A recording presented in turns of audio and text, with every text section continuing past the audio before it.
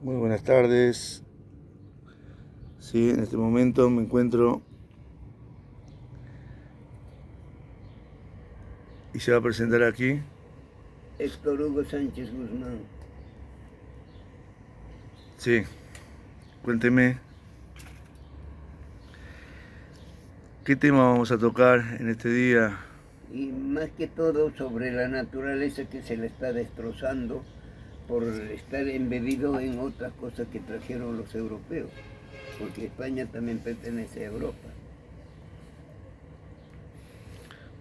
Bien, ¿usted oriundo de qué parte? Yo soy nacido en la ciudad de Potosí Bien.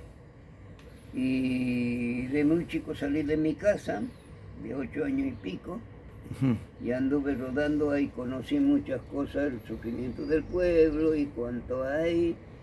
Y después hice mi estudio secundario, terminé mi secundaria y cuando llegué aquí a la Argentina, ya desde antes ya tenía mis inicios de dedicarme a la investigación. Soy investigador de la cultura andina. Muy bien. ¿Qué fecha nació para tener más o menos Y el 22 de octubre de 1930. 22 de octubre? Estamos ahora a 18 de septiembre de 2024. Falta poquito para su 95 años, ¿no? 4. 94 va a cumplir. Muy bien. Bueno, continuamos. Ahora va a contar un poco de historia de la colonización. Claro, un poquito hay que saber que nos maneja a nosotros el tiempo. El tiempo es el puntero de nuestras vidas, que nadie reconoce, porque todos, no sé, no quiero decir, todos tienen derecho a creer en lo que creen porque la fe se la respeta, porque la fe es el bastón de cada persona. Sí. Yo no voy contra eso, sino voy contra esta gente que por ganar dinero usan el nombre de Dios y van destrozando todo. Solamente ellos se llenan, bueno, eso viene desde la historia, desde el tiempo del bíblico viene todo esto. Eso dejemos a un lado. Vamos a ver lo nuestro, lo que pisa Sudamérica. Más que todo esté concentrado en eso. ¿Qué creían los originarios de acá de Sudamérica? No es como decían los indios, no saben nada, les ilustramos. Eran más sabios todavía los habitantes del Tahuantinsuyo. Tahuantinsuyo quiere decir los 4 estados, este, oeste, norte y sur. Bueno, después explicamos lo de los estados. Ellos se manejaban, el Inca, por ejemplo, fundó su imperio sobre los 4 elementos, que son la tierra, el agua, el fuego y el aire. 4 elementos, bien. Que sin eso no hay vida, que si no hubiera tierra y no produciría, comeríamos. ¿Sí o no? Sí. No comeríamos. Ahora, si la tierra en una parte arenosa donde no hay humedad, nada, pongo la semilla, ¿nacería la semilla? No. No. Bueno, pero ya tiene humedad y hay la tierra, pero ¿y si no tiene el calor para que la semilla germine? Tampoco germina la semilla. ¿Y quién se lo da el calor? El sol. La humedad se lo da el agua. Ya hay elementos 3. Y la planta cuando nace necesita aire, sin aire no crece. Y todo ser viviente sobre la tierra, humanos, animales y plantas. Somos igual, los humanos somos parte de la naturaleza, que nos queremos separar porque creemos que somos superiores. Y no somos superiores ante la naturaleza. Al contrario, la estamos infectando con un montón de cosas.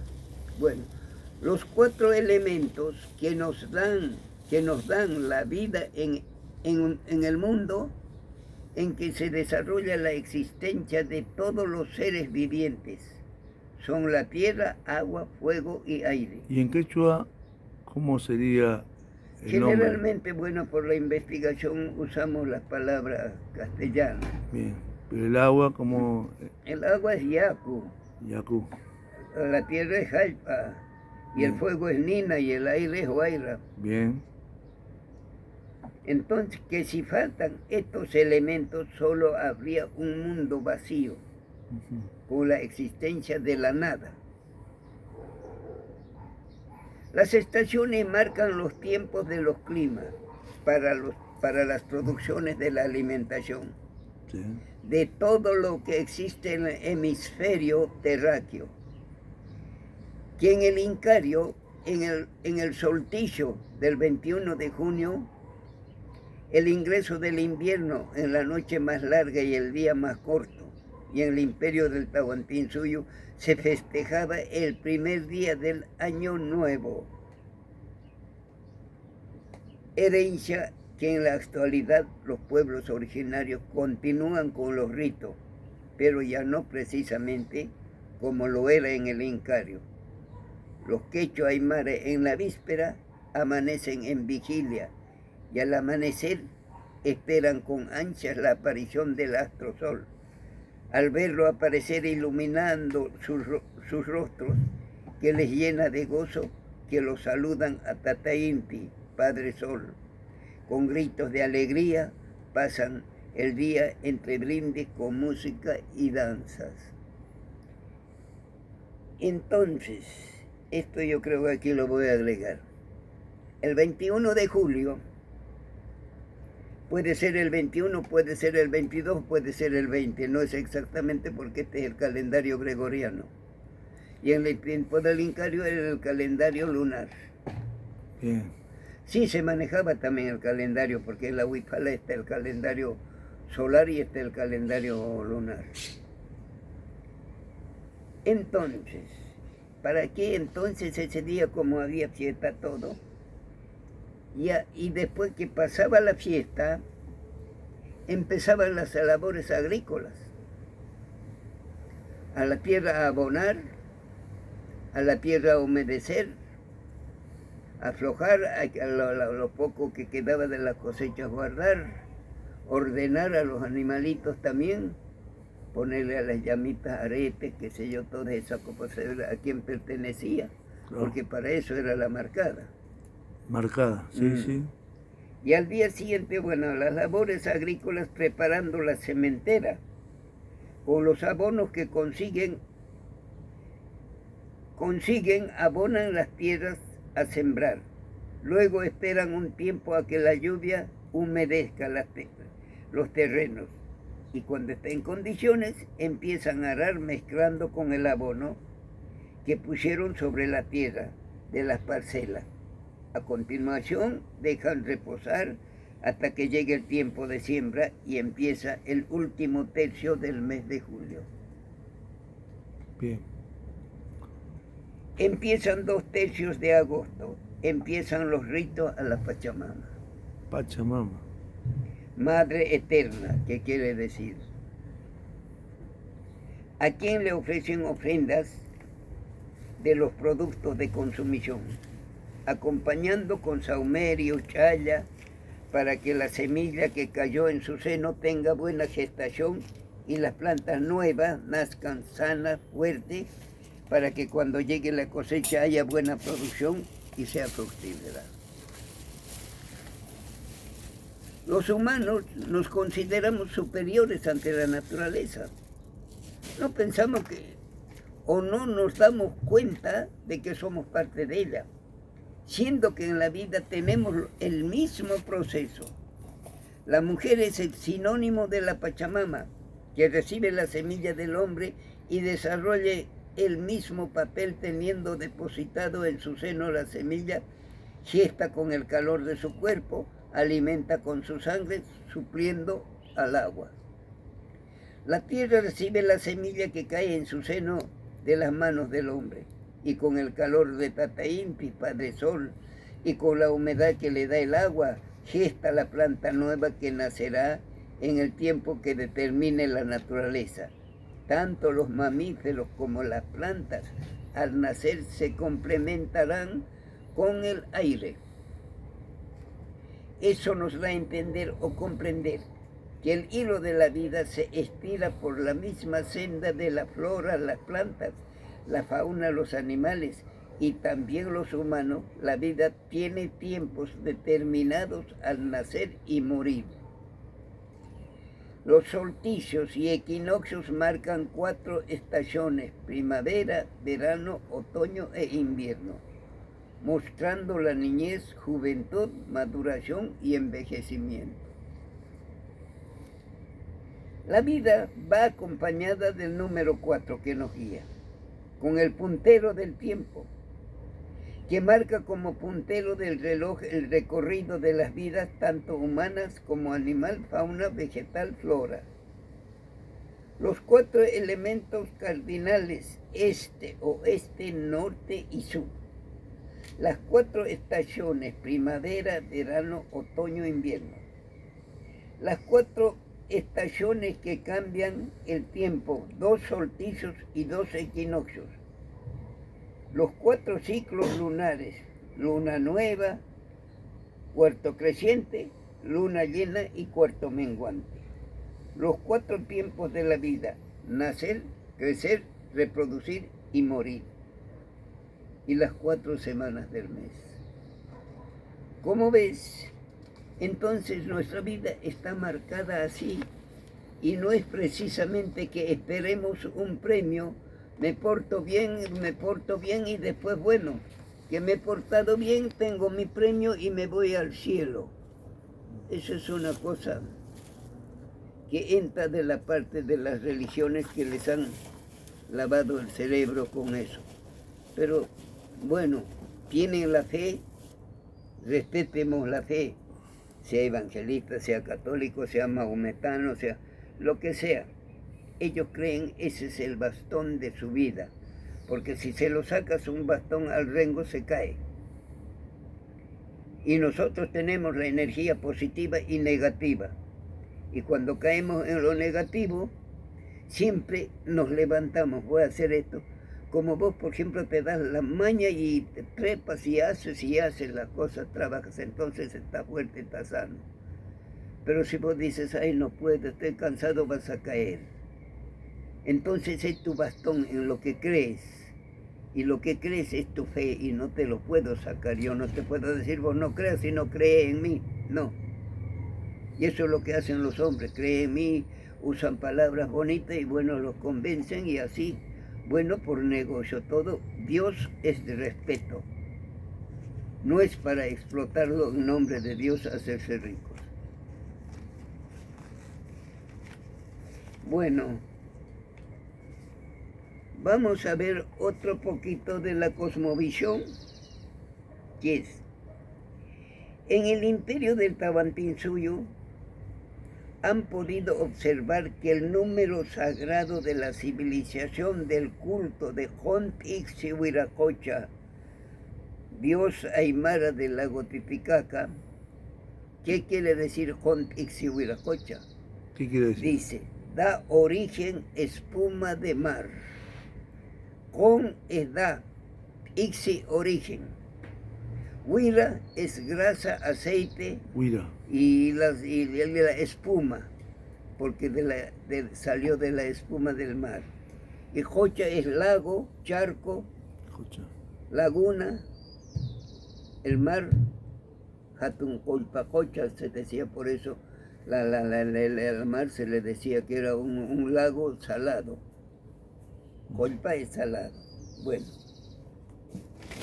repitamos, sagrado de la civilización, o sea, que el número sagrado de la civilización del Jont'Ixi-Huiracocha, Dios Aymara del Titicaca, es el número 4. Civilización heliátrica tenía una predilección manifiesta en el número 4. Era esa santidad regulatriz del imperio inca. El Cusco, como sucede en los pueblos de Cholula o Quito, estaba dividido en 4 partes. En los 4 cuarteles mandados por 4 jefes. El mundo incaico constaba por 4 partes y sus tierras se encontraban repartidas entre 4 predilectos en la primera gravitación. Al noroeste a Maycujapas le pertenecía, el sur a la Colla. Colla también quiere decir reina. Colla, al este el Tocay sería Escupitajo y el oeste a Pihuana. Ya se dijo que los 4 vientos o las 4 cuevas del Pajarestambo es a donde llegó el Inca a descansar, o sea que dice posada del amanecer.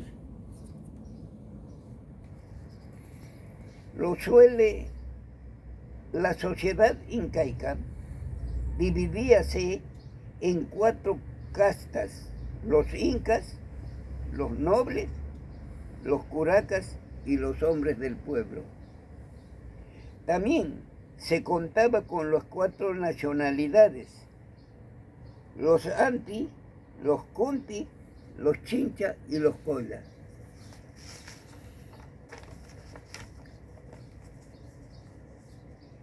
El Inca era el señor de los 4 estados en el imperio del Tahuantinsuyo.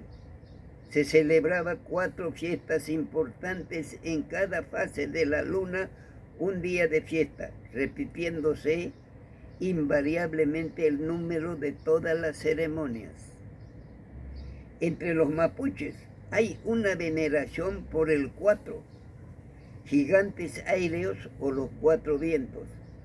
El número sagrado de los mapuches, como casi de todos los pueblos originarios, es el 4. Toda la invocación se hace 4 veces.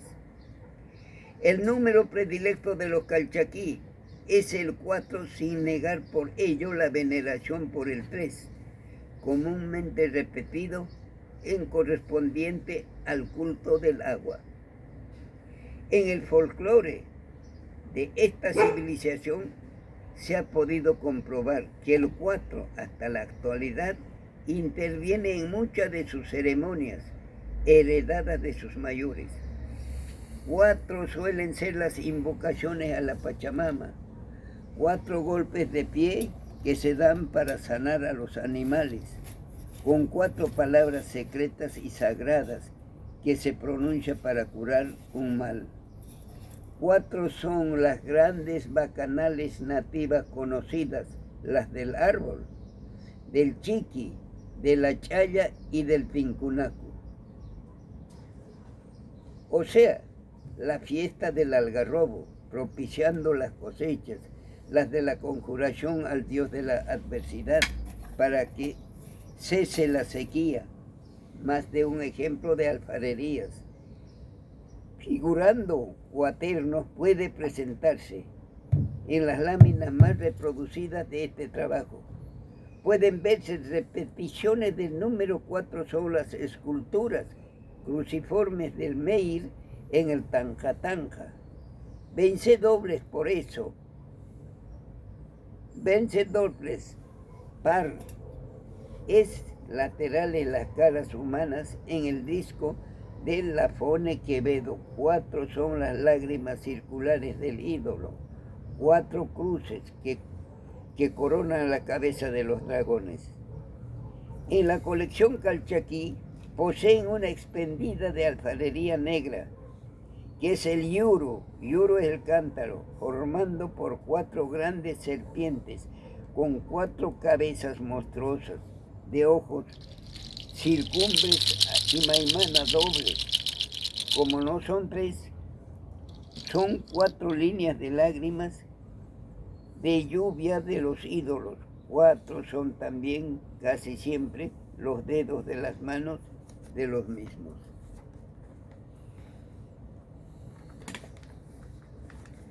La gente del oeste de Catamarca, cuando hacen sus cuentas, la operación se efectúa sumando cantidades parciales de 4 en 4, cuantas sean necesarias para cubrir la cantidad vendida, que lo juntan en un solo montón o medida que se va contando. De esa manera se trata de entregar una docena de cosas. Se dice 4, con otros 4 son 12, nada más.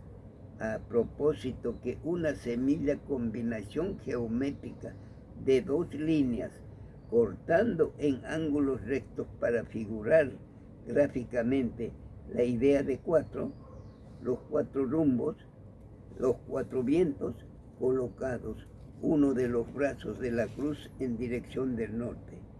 Es claro que lo que es perpendicular va ofreciendo el signo de una marca exacta de la figura de los 4 puntos cardinales, y de la rosa, la del este-oeste de los vientos que soplan. Y son 4 vientos venidos de 4 partes del globo, lo que constituyen esos cuaternos míticos del aire y de la tormenta que tienen el emblema de la cruz. Ninguno de los signos podría de una manera gráfica figurar el tótem de los cuaternos. El círculo servirá para indicar la idea de la redondez, como la del sol, de la luna o de la tierra, pero nada más. De esta idea es por ello que Tata Inti, Mamaquilla y la Pachamama son representados por figuras circulares.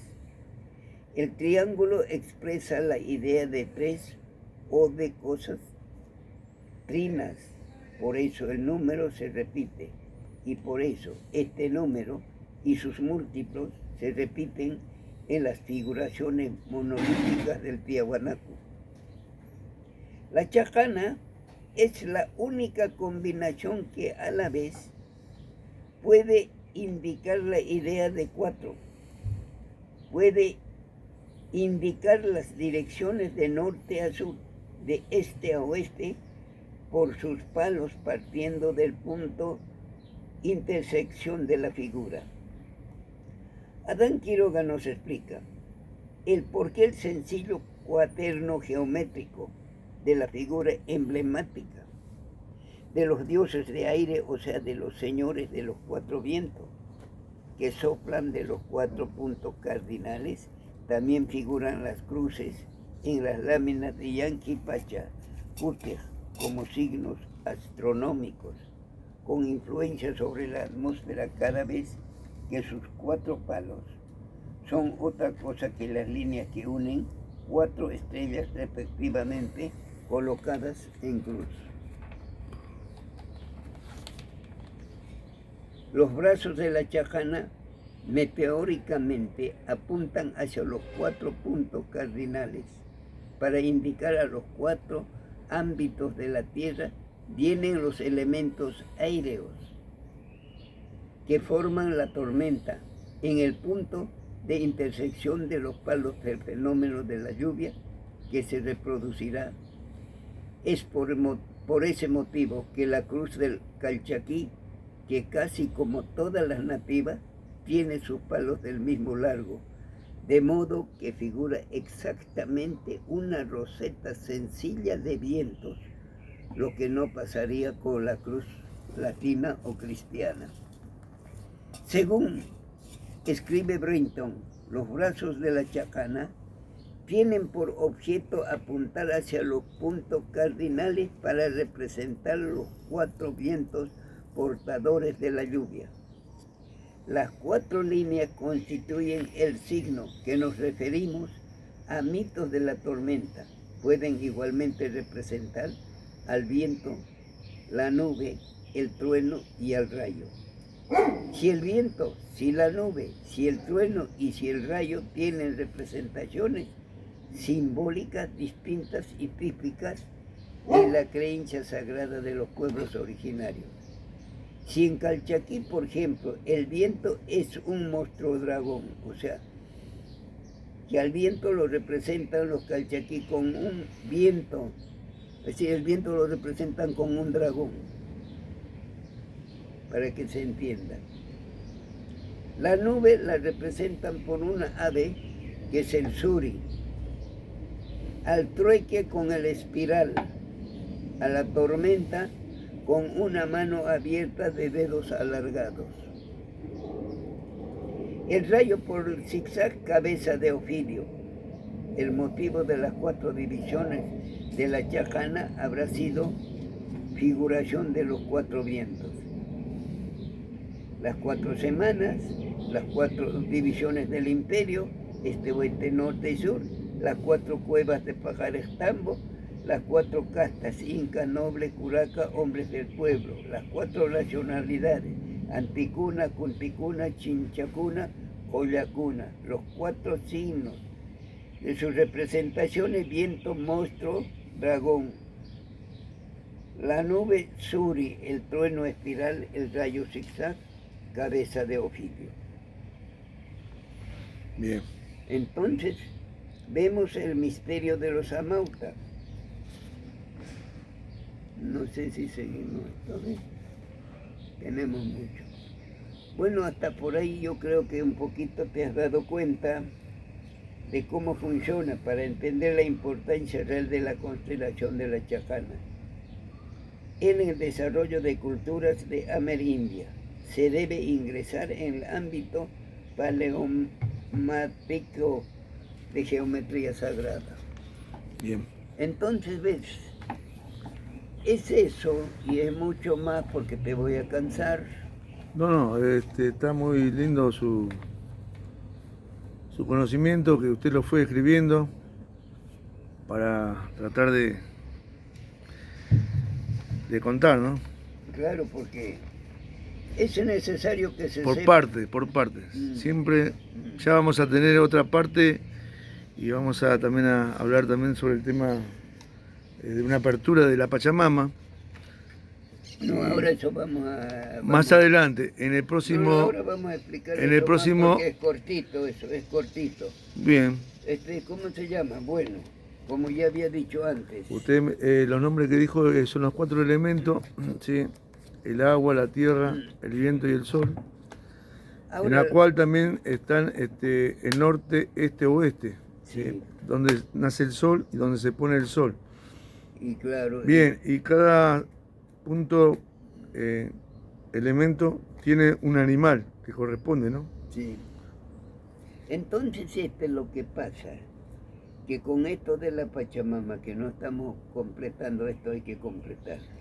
Así hacemos el cierre y después continuamos. A la Pachamama se le rinde el culto después de que primero a Tata Inti. Por eso que serán muchos escritores dicen que el sol es esposo de la Pachamama. Inclusivamente peruanos, no sé por qué escriben semejante barbaridad. Son distintos elementos, pero son parte de la naturaleza. Yeah. Porque sin ellos no hay. Porque imagínate estos días que ha habido 2 meses o cuánto hemos estado nublados todos, lloviendo. No necesitábamos al sol, necesitamos al sol. Necesitamos a la tierra que produzca, necesitamos al agua para beber y para toda cosa. Sin agua no podemos estar. El mismo cuerpo nos dice tanta agua tienes que beber al día para poder andar bien. Estamos el 70% de agua, ¿sí? Y claro, entonces, y después, cuando nacemos, por ejemplo, en cuanto nace una criatura, por ejemplo, guayira, porque siente el aire que ya no tiene el aire que tenía dentro del vientre de la madre. Y para crecer necesita los cuidados como todas las plantas. Un maíz, por ejemplo, vos pones el maíz, nace el maíz, pero cuando nace el maíz, o sea que ha tardado, el maíz tarda 8 días para nacer, todas las legumbres. Y todo tiene su tiempo, por eso el puntero es el tiempo. Entonces nace a los 9 meses, pero un pollito no nace a los 9 meses. Una cabrita no nace, tiene su tiempo cada cual para nacer. Su ciclo, sí. Entonces, y cuando crece, está el cuidado tanto de todo. El pajarito lo cuida hasta que pueda volar. Y los seres humanos también lo cuidamos al niño hasta que pueda tener más uso de razón. En los humanos, por ejemplo, viene el asunto de que muchos no entendemos, que cuando naces chiquito lo cuidas, pero ya va despertando, va viendo lo que pasa a su alrededor. Sí. Un niño no es tonto y muchas veces sabe más que los mayores. Entonces siempre está ocultando por qué hacen esto los viejos, pero él no hace notar lo que está investigando. Y cuando llega la adolescencia, ¿quién le pide la naturaleza? No es como dicen las religiones que es pecado. Es una cosa que tiene que cumplir con la naturaleza. Ahí se ve en las películas bíblicas. También que necesitan. Todo es negativo y positivo. Hasta la camisa que tienes tiene negativo y positivo. Me dirás, ¿dónde está el negativo positivo? El negativo es el ojal y el positivo es el botón, porque si no se juntan los dos no se abrocha. Entonces, por eso es una cosa absurda cuando eso dicen las religiones, pecado. ¿De dónde saca el pecado? El pecado es la cosa exagerada. El pecado es la ambición, la mentira, la querer tener más de lo que tiene, el ser angurriento. Toda esa cosa, la maldad, la envidia, todo eso es pecado. Pero si vos sos noble, sos más humano, más humilde, y siempre no tratas de atacar a los demás, ahí estás andando. Lo único que pide, porque no pide nada más Dios. No te dice que te va a castigar porque hiciste esto, o porque tuviste una pareja, te va a decir, bueno, estás castigado porque para qué te metiste con tal. Y los curas eso hacían. Pues a mí mi confesor, por ejemplo, pues yo era muy católico, y me dice, bueno, padre, dice, bueno, ¿qué tuviste con una chica? ¿Qué hiciste? ¿A él qué le importa? Entonces todas esas cosas son de esas banalidades. Entonces las banalidades no nos sirven un poquito, pongamos. Por eso que cuando los españoles llegaron, dijeron que le trajeron civilización, a eso voy, pero no trajeron civilización, trajeron ambición, trajeron el genocidio, trajeron el saqueo, trajeron la violación de las vírgenes, porque hombres solos, no, en los primeros viajes que pisaron no trajo ninguna mujer, y el hombre necesita. Entonces todas esas cosas pasaron. Bueno, de eso, pasemos un poquito a este 12 de octubre, quiero que sepan también por qué el 12 de octubre y lo califican a pobre Colón de que fue un genocida. Él no fue ningún genocida. El tipo fue víctima de sus connacionales. Ante la corona lo calumniaron de que roba, de que hace esto, de que él nomás se hace dueño de todo, pero él tampoco no conoció ni Mesoamérica ni Sudamérica. Mesoamérica es la parte de México y Centroamérica, y nosotros somos sudamericanos. Él no conoció las islas, o sea que digamos, ahí está, para allá está todo, digamos una parte de Estados Unidos, y México viene así, y por acá está Centroamérica. Todo eso es agua, todo eso es mar. El mar, ¿cómo se llama? Que no me acuerdo, tenía que anotarme para traer, me olvido, por eso que anoto yo. Entonces llegó a esas islas, en las islas habían un montón de islas, a las cuales las bautizaba Colón. Y entonces, claro, les regalaba a los nativos vidriecitos de color, así cosas, y los nativos les daban los oritos que conseguían por ahí, que el agua traía de donde conseguían, y eso le daban. Y entonces él tenía intención de venir más hacia el sur, pero ni América no pudo. Entonces, bueno, ¿qué hace? En eso lo calumnian, tal Bobadilla lo calumnia, y el Bobadilla, bueno, el Bobadilla era sirviente de la corte, a ese lo mandan los reyes de España, entonces dicen, bueno, anda, mira, que como un juez te damos todos los poderes y vos puedes hacer. Y lo mandan y a Colón lo toman preso, lo encadenan, lo cargan en un barco y lo mandan a España. Y en España se ve la pobreza porque le había ofrecido la reina Isabel Católica toda la riqueza, que sea gobernador, que sea esto y lo otro, pero no se lo quitan todos los títulos. Y por eso que en 1506 él, estando enfermo con artritis y casi ciego, iba a Sevilla al rey a reclamar que le podrían ayudar. Y ahí muere en 1506. Sacar conclusiones de acá un poquito, el nene también los números puede sacar porque ya debe estar en algún grado mayor, ¿no? Entonces,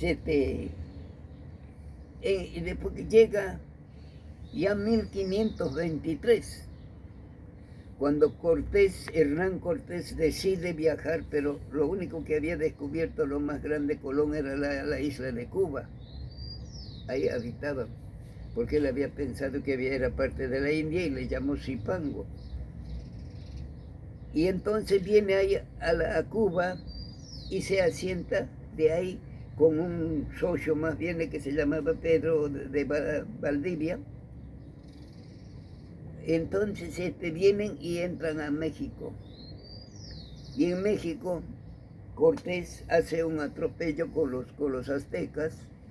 Moctezuma era el rey de los aztecas. También con la Malinche estaban un poco, también había este choque porque la Malinche pertenecía a otro pueblo. Y entonces, bueno, la primera pierde Cortés y en la segunda, como venían armados, porque él ya vino armado, hasta perros trajeron. Entonces gana y se adueña de México. Y ahí tiene pelea con Pedro Álvarez, tiene un problema y viene y se adentra a Centroamérica. Y en Nicaragua hace una matanza tremenda en el choque con los nativos. Y de ahí pasa y lo hacen capital a Panamá. De ahí empiezan a caer los españoles, no pudientes, por supuesto, porque me voy a hacer rico en América, porque llevan más oro, porque México también tenía oro. Y entonces vienen todos como moscas que caen a la miel y bueno, y ahí se hace el cura Luque también millonario. Y bueno, pasa el tiempo porque nos decían, bueno, más al sur hay más oro, pero al sur nadie se atrevía porque tenían miedo, porque Colón había descubierto en una de sus islas que le nombró Guadalupe y encontró carnívoro, y eso tenían miedo. Entonces pasan años, y Francisco Pizarro, y se había criado, era hijo de una sirvienta que lo había echado según los autores, pero no sé si lo habrá entregado a unos ricos. Y posiblemente estos eran de apellido Pizarro, y de ahí se pone el Pizarro, el apellido.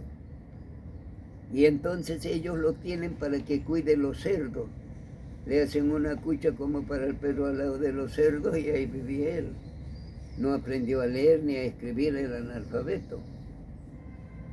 Y cuando ya es jovencito ya le despierta ya otras cosas. Cuando vos eras jovencito también te despertó otra cosa. Entonces se inclina hacia los barcos y aprende a navegar.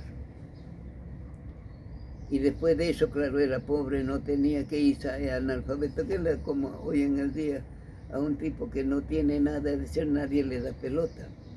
Y por más que sepas, cuando estás lejos, que a mí, por ejemplo, que me da pelota con tanto conocimiento, nadie. Entonces llega a Cuba, después de Cuba pasa ya a Panamá. Y en Panamá andaba diciendo que quiere ir ahí, entonces el cura Luque, como te digo, ya era millonario, le facilita dinero. un adelanto, y con eso vuelve a España a pedir el permiso al rey para poder conquistar tierras. Y con eso regresa y con eso empieza a venir a Sudamérica. Son varios años que pasan y llega a Tumbes, que es Perú. Ahí dice, bueno, ni Madrid tiene la maravilla que tienen acá estos hombres. Ahora, para decir desnudos, los hombres del Tahuantinsuyo se vestían, tenían llama, sembraban algodón, las mujeres tejían, y un adelanto bárbaro, que de eso también hay mucho que hablar, porque así como así ellos, como para construir los dinteles de la casa, como así sabían la escuadra tan exacta, y para las paredes no se caigan, como conocían el nivel. Y eran piedras grandotas, no eran adobes ni era ladrillo. Entonces, ¿cómo se llama? Bueno, ahí llega y después averigua donde hay oro, después avanzan a ¿cómo se llama? Llega y bueno, llega a Cajamarca, y en Cajamarca se adueña porque ya estaba construido, tenía una plaza Cajamarca, estaba el Palacio del Inca, y Atahualpa no era cusqueño, sino que era quiteño, porque el hermano mayor Huáscar sí era cusqueño. Ya habían tenido una pelea entre los hermanos y ya estaba muerto también Huáscar. Los generales de Atahualpa eran tremendos sanguinarios, lo mataron, tampoco no lo mató Atahualpa, como dicen. Entonces, ¿cómo se llama? Entonces de eso manda una notificación, sinteticemos esto, y después dice que él espera con un convite, que ha venido a saludarlo de tierras extranjeras y que venga, que él lo espera, y bueno, porque él estaba en sus baños públicos, los incas, los baños que tenían de agua caliente. Ahora, esa ciencia, por ejemplo, hoy si no hay caños el agua no viene, y los incas ¿cómo lo traían? Por medio de los cerros de agua caliente y fría. Hay una ciencia que no pueden hacer hoy en el día, siendo tan inteligente. Entonces, viene el día que se presenta, se escondieron, porque vino con 183 hombres de Panamá, partió. De la mitad se le regresó a Panamá y con la mitad venía. Entonces, ¿cuántos hombres nomás crees que tenía Pizarro cuando llegó a Cajamarca, a Tumbes? La mitad de 183, decía. Tenía pocos hombres. Tenían espadas y un cañón. Y caballo, por supuesto. Y entonces, como tenían eso, se esconden detrás de las construcciones, porque la plaza estaba rodeada de construcciones. Y bueno, pues era un centro más o menos como un tambo, sería que siempre llegaba a los incas. Y entonces, bueno, llega y no hay nadie. Y dice, pero ¿dónde están los hombres que me invitaron y me dijeron que me van a saludar y me van a recibir bien? Entonces me van a recibir bien. Entonces uno de sus cosas le dice, pero señor, te han tenido miedo, se han ido. Ahí salió el cura Valverde. El cura Valverde sale con el misal y dice, venimos a posesionar las tierras que el Papa nos donó, nos regaló. Y nos regaló el Papa. Y entonces dice, bueno,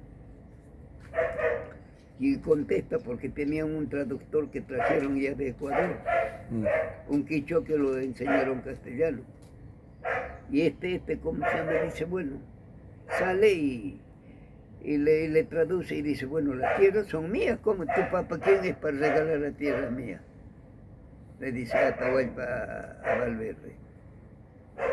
Y él le muestra el misal, porque la Biblia, dicen los escritores, pero la Biblia no se leía en esa época. Y lees el misal, era un librito para ir a oír misa.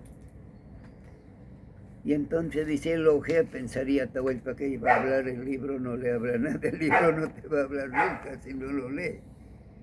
Entonces agarra y lo tira, dice, esto no me dice nada. Y ahí Valverde grita, don Francisco, don Diego, salid que estos herejes están blasfemando con la palabra de Dios. Ahí nomás salió el cañoncito, pum, largó ese cañoncito de esa época. Serían un juguete para lo de hoy, ¿no? Y después salen ya espada a cortar cabezas, brazos, piernas, todo lo que agarran, cortan y matan 10.000 ciudadanos del Tahuantinsuyo en la plaza de Cajamarca, en un charco de sangre, nadando dejan a la gente. Y a Atahualpa cuando le iban a dar un garrote, Pizarro dice a él no. Después lo llevan preso, lo encadenan y lo meten preso. Y la noche sí le dan el convite, pero en la plaza era una alfombra de muertos, lleno de sangre. Y después ya a continuación lo matan. Para matarlo él ofrece la mitad, que va a dar plata de una pieza, de otra, de oro, pensando que lo van a perdonar. Pero ¿qué lo iban a perdonar? No lo perdonan, igual los sentenciaban a que sea quemado en hoguera, así vivo, porque no creía en el Dios que ellos traían. Entonces, ¿qué hace? Entonces el cura Valverde le dice, si vos te bautizas, no te vamos a quemar. Y no te vamos a quemar, entonces dice, bueno, acepta bautizar, y lo bautizan con Juan Atahualpa. Muere con eso el 25 de noviembre de 1532. De 1506 a 1532, ¿cuántos años pasaron? ¿Puedes sacar rápido? No. Son muchos años. Ahí es lo que empieza, claro que Pizarro también viene con esos vagos que estaban tirados en las calles de Panamá. Entonces toda esa historia, ¿por qué el 12 de octubre tenemos que acordarnos si nada tenía que ver? Aquel Colón sí descubrió, pero los otros vinieron a matar, a violar, a saquear. Porque después de Pizarro, igual como moscas cayeron los españoles de todo lado. Entonces todo eso tenemos, hay mucha historia para decir. No es que muchos, por ejemplo, se juntan en el barcito y empiezan a hablar el uno el otro porque escuchó a este al otro. Pero la verdadera historia, si hurga, se encuentran un montón de cosas. A Félix Luna, que es escritor famoso, Félix Luna, ha escrito toda la historia. Lo encontré el otro día, se me ocurrió, había tenido un librito, que tengo tanto libro porque tengo a ojear. Encuentro Chuquisaca lo fundaron los indios. Si no tenían noción de fundar. El Inca conquistaba, también era guerrero. Mandaba primero digamos diplomáticamente, decía con regalos que se quieren anexar a su gobierno, qué sé yo, y cuando se negaban le metía guerra. Entonces por eso agrandó el imperio, porque imagínate un imperio, ¿cuántas naciones son ahora? Son 6 naciones lo que dominaba el Inca, y no había el lío que tenemos hoy en la modernidad. Porque estaban los chuncacamachos, los piscachuncacamachos, o sea, los que gobernaban 10 familias, 50 familias, 100 familias, 500 familias, 1000 familias, hasta 1 millón de familias había. Este menor tenía que rendir al mayor cuenta qué pasaba en el seno que él gobernaba, este otro así. Todo se sabía, estaba el tucuirico, que quiere decir el que observa todo, y este daba cuenta lo que hacían. Había un respeto bárbaro. En una ocasión que me invitaron a una escuela, también le preguntaron, a la mujer la maltrataban, no, al que se portaba mal. Por ejemplo, en una fiesta, digamos el Interparraime, un tipo se emborrachaba y iba a la casa y la cagaba a palos a la mujer. Inmediatamente al día siguiente todo lo hacía tomar el Inca, estaqueado ahí en la plaza, y los demás hombres pasaban por la panza reventándole porque había ultrajado a la mujer. Se respetaba a las mujeres, a las viudas y a los huérfanos. Todo eso inventan, y muchas veces ustedes escuchan por ahí. Eso es lo que a mí me sale, digo, pero ¿por qué enseñan? Porque yo estoy encerrado aquí. tengo que decir algo, muchas veces siempre quise hablar con vos así a fondo, ¿viste? No en la calle nomás una cosa así a la ligera, salteado. Porque yo he andado mucho, imagínate, me he escapado de los 8 años y medio de mi casa. Porque mi padre era, como todo, porque yo soy hijo de gente muy rica, pero tan aristocrático, sangre azul, qué sé yo. Yo he andado entre los quechuas, he andado entre los cañeros, y he andado en las quintas, y cuando he conocido he tenido contacto con toda la gente pobre, y eso me empujó a mí cuando llegué a Buenos Aires a investigar, a hurgar, porque siempre hay mentiras, y hay la discriminación. Por ejemplo, aquí en Buenos Aires en una ocasión estaba pintando una casa ahí en Villaluro, y había un gallego, me dice, estamos podridos acá en Buenos Aires, dice, con este Perón trajo aquí, llenó a Buenos Aires de cabecitas negras, dice, y no sé, este gobierno, ¿por qué no los echan todos afuera y que se vayan a su provincia? Y a mí me salió muchas veces, me sale así, digo, ¿y usted de dónde es, señor? Y yo sabía que era español por la manera de hablar. Y me dice, pues de España. Y bueno, le digo, los cabecitas negras son argentinos y usted es español, se tiene que ir a España. Mire usted.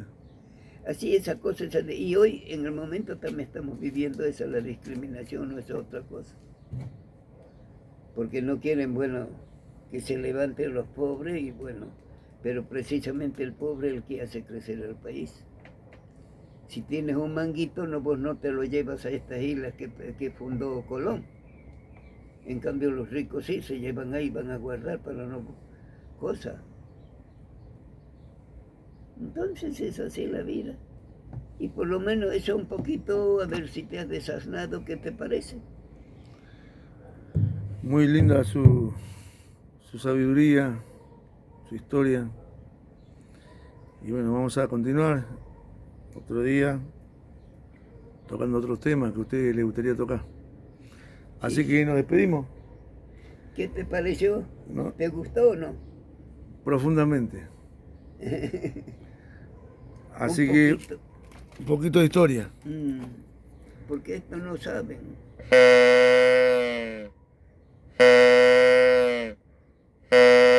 Hasta el próximo encuentro junto al indio peregrino de la montaña sagrada.